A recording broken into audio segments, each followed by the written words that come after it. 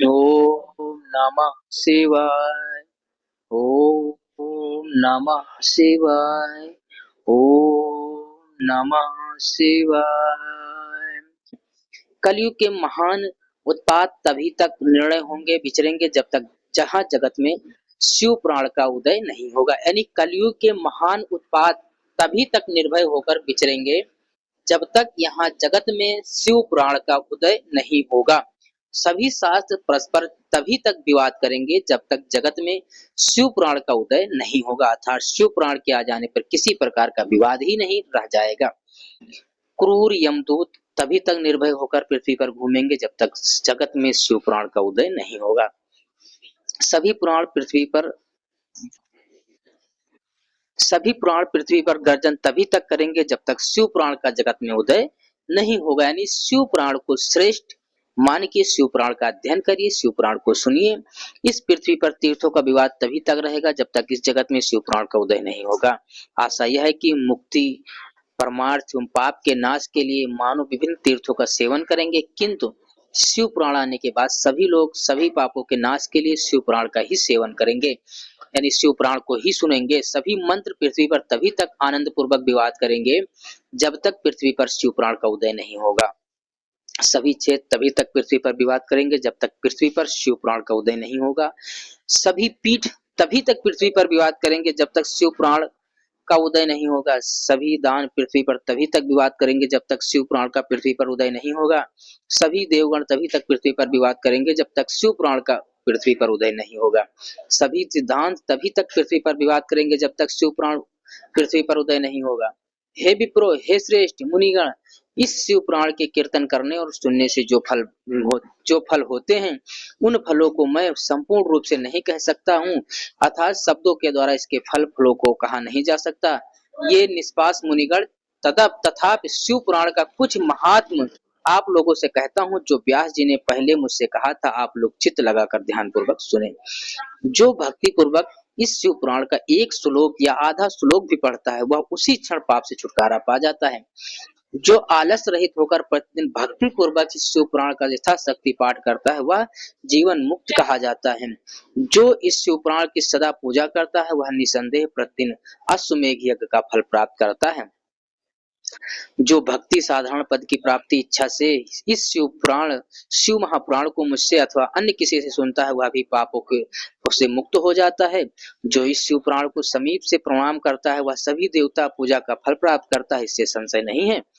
जो इस शिव पुराण को स्वयं लिखकर शिव भक्तों को दान करता है उसके पुण्य फल को सुने, शास्त्रों का अध्ययन करने और वेदों का पाठ करने से जो दुर्लभ फल प्राप्त होता है वह फल उसको प्राप्त होता है। जो चतुर्दशी तिथि के दिन उपवास करने इसके शिव पुराण का शिव भक्तों से समाज में पाठ करता है वह श्रेष्ठ पुरुष है।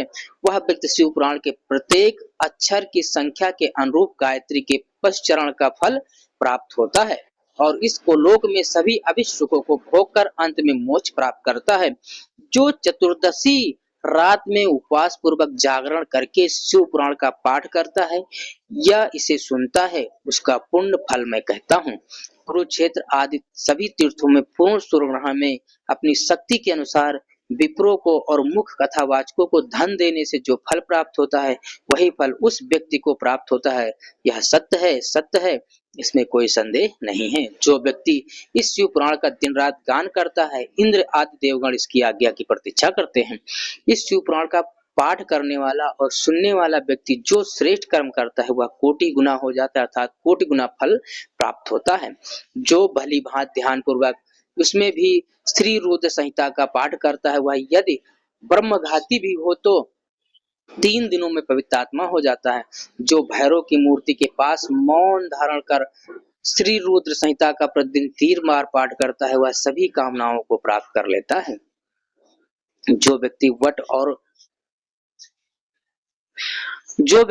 और बिल्व वृक्ष की प्रदक्षिणा करते हुए उस रुद्र संहिता का पाठ करता है वह ब्रह्मत्यों के दोष से छुटकारा भी पा जाता है, अर्थात इस कथा को सुनने मात्र से ही सारे पाप नष्ट हो जाते हैं। जो व्यक्ति वट और बिल्व वृक्ष की प्रदक्षिणा करते हुए उस रुद्र संहिता का पाठ करता है वह ब्रह्मत्यों के दोषों से भी छुटकारा पा जाता है। तो आप लोग इस कथा को श्रवण करिए और पढ़िए और सुनिए।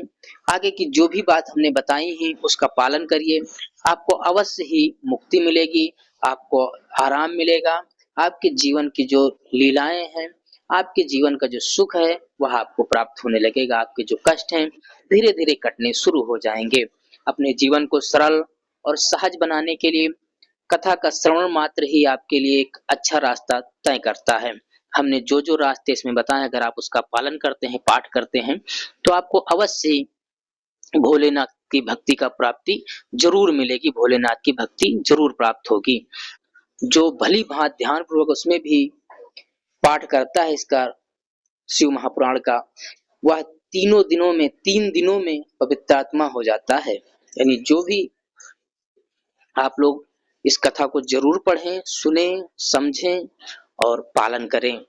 इससे ही आपके जीवन के सारे दुख कष्ट खत्म हो जाते हैं। ओम नमः शिवाय, ओम नमः शिवाय, ओम नमः शिवाय।